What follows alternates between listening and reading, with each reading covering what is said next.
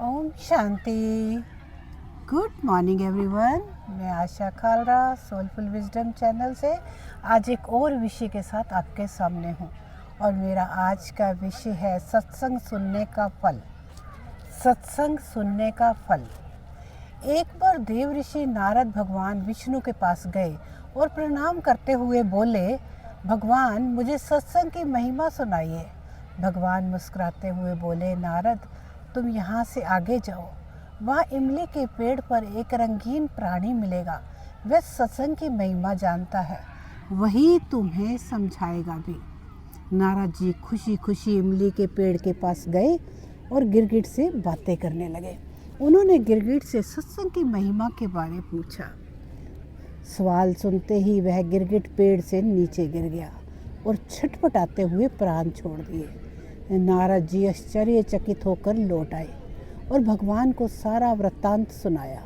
भगवान ने मुस्कुराते हुए कहा, इस बार तुम नगर के उस धनवान के घर जाओ और वहाँ जो तोता पिंजरे में दिखेगा उसी से सत्संग की महिमा पूछ लेना। नारद जी क्षण भर में वहाँ पहुँच गए और तोते से सत्संग का महत्व पूछा। थोड़ी देर बाद ही तोते की आंखें बंद हो गई और उसके बाद ही उनके प्राण पंखेरु उड़ गए। इस बार तो नारद जी भी घबरा गए और दौड़े दौड़े भगवान श्री कृष्ण के पास पहुँचे। नारद जी ने कहा, भगवान ये क्या लीला है? क्या सत्संग का नाम सुनकर मरना ही सत्संग की महिमा है?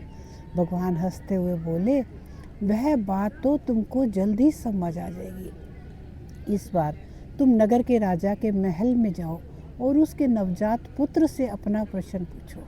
नारद जी तो थर थर कांपने लगे और बोले, अभी तक तो पक्षी ही अपने प्राण छोड़ रहे थे, इस बार अगर वह नवजात राजपुत्र मर गया तो राजा मुझे जिंदा नहीं छोड़ेगा। भगवान ने नारद जी को अभय दान दिया। नारद जी दिल मुट्ठी में रखकर राजमहल में आए। यह उनका बड़ा सत्कार किया गया। अब तक राजा को कोई संतान नहीं थी, अतः पुत्र के जन्म पर बड़े आनंदोल्लास से उत्सव मनाया जा रहा था।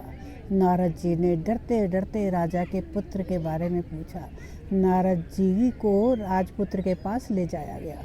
पसीने से तर होते हुए मन ही मन श्री हरि का नाम लेते हुए नारद जी ने राजपुत्र से सत्संग की महिमा के बारे में प्रश्न किया तो वह नवजात शिशु हंस पड़ा और बोला, महाराज चंदन को अपनी सुगंध और अमृत को अपने माधुर्य का पता नहीं होता।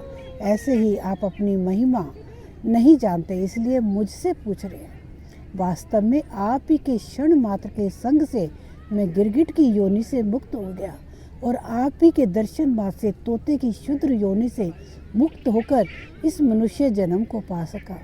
आपके सानिध्य मात्र से मेरी कितनी सारी योनियां कट गई और मैं सीधे मानव तन में पहुंचा, अपितु राजपुत्र भी बना। यह सत्संग का ही अद्भुत प्रभाव है। बालक बोला, हे ऋषिवर, अब मुझे आशीर्वाद दे कि मैं मनुष्य जन्म के परम लक्ष्य को पा सकूं। नारद जी ने खुशी खुशी आशीर्वाद दिया और भगवान श्री हरि के पास जाकर सब कुछ बता दिया। भगवान ने कहा, सचमुच सत्संग की बड़ी महिमा है। सत्य का सही गौरव या तो सत्य जानते हैं, संत जानते हैं या उनके सच्चे प्रेमी।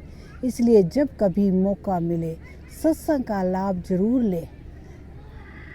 क्या पता किस संत या भक्त के मुख से निकली बात जीवन बदल दे। तो ये है सत्संग का महत्व। इस समय मैं लंदन में एक झील के किनारे बैठी हूँ। आप देख रहे होंगे बहुत सारी डक्स बैठी हैं। मैं आपको उसका नज़ारा दिखाती हूँ। देखिए डक्स को, देखिए डक्स वाटर। ये लंदन की एक झील है जहाँ पर मैं इस समय बैठकर रिकॉर्डिंग कर रही हूँ। कैसा लग रहा है? अगर आपको अच्छा लगे तो please subscribe my channel and like करें एंड शेयर करें। शुक्रिया एवरीवन, शुक्रिया।